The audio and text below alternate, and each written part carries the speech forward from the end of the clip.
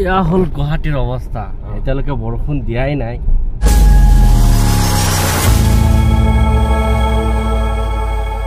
Hey guys, welcome back to my YouTube channel. অন্য এটা ব্লগত আপোনালোকক সকলোকে স্বাগতম জনাইছো ৰাতিপুৱা 8টা মান বাজিছে যাবলৈ গুৱাহাটী এতিয়া ওলাই যাম গুৱাহাটী যাবলৈ আৰু কিনকিনিয়া বৰষুণ দি আছে বৰষুণৰ মাজতে স্পৰ্টিংটো পিন্ধি নাযাওঁ নেকি অকণ ঠাণ্ডা লাগি আছে গতিকে স্পৰ্টিং পিন্ধি নাযাওঁ বেলেগ এটা কাপোৰ পিন্ধি যাওঁ আকৌ সোনকালে ৰেডি হৈ যাওঁ আপোনালোকক ৰাস্তা দেখাইছো লগ পাইছো বাই বাই কালি ৰাতিপুৱা ধাৰাসাৰ বৰষুণে আমাৰ চাৰিওফালে একেবাৰে কৃত্ৰিম বানপানীৰ নিচিনা হৈ গৈছে যে আৰু কিছু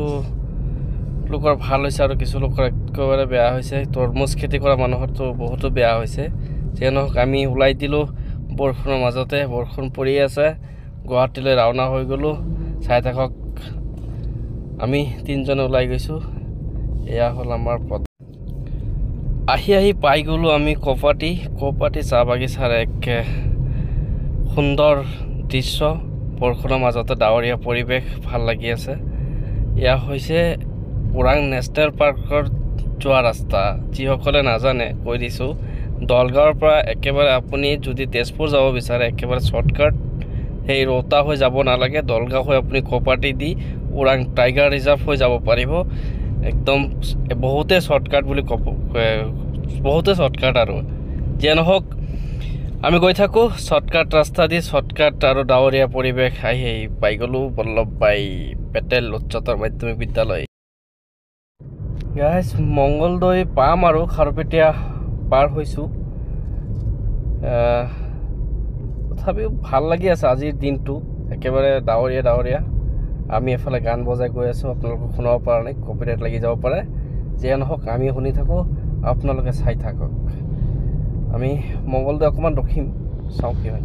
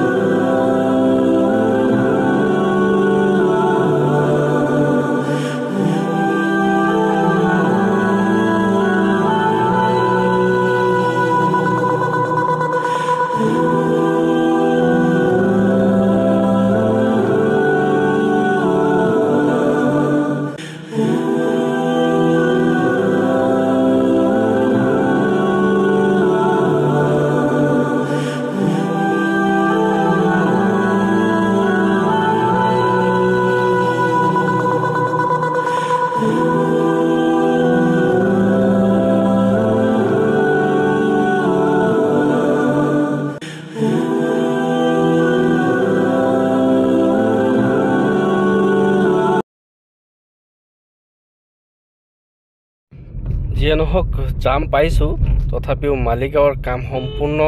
হোৱা নাই তথাপিও 80% কাম কমপ্লিট হৈছে আৰু কেইমাহ পিছতে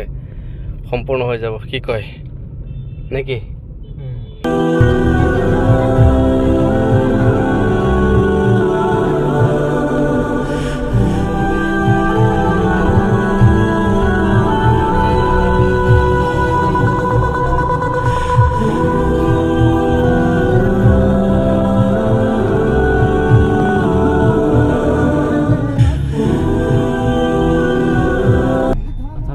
বানপানী এইখিনি ঠাইত যথেষ্ট বানপানী হয় প্ৰতি বছৰে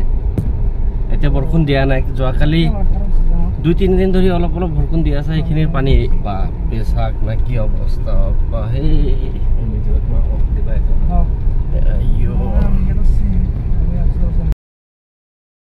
বহুত ভোক লাগিছিল কেএফচিত